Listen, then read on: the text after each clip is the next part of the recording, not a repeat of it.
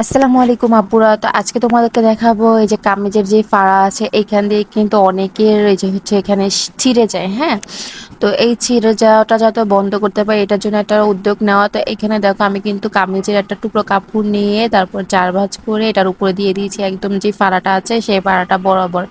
তারপর আমরা যে সাইড ফাড়াটা সেলাই করি সেখান থেকে কিন্তু যে দেখো আমি ওইভাবে জাস্ট উপরে কাপড়টা রেখে দিয়ে ওটার উপর দিয়ে একটা সেলাই দিয়ে দিয়েছি। হ্যাঁ, তারপরে যে দেখো এই সাইড দিয়ে কিন্তু আমি একদম নিচ পর্যন্ত সেলাই করে চলে আসব। এবার হচ্ছে কাপড়টাকে দেখো আমি সোজা করে নিচ্ছি, সোজা করে নিয়ে এখন যে সাইডের সেলাইটা দিব।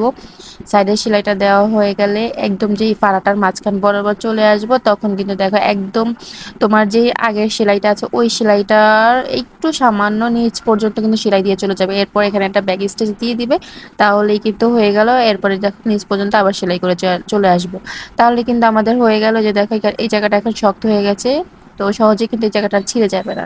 তো আল্লাহ হাফেজ।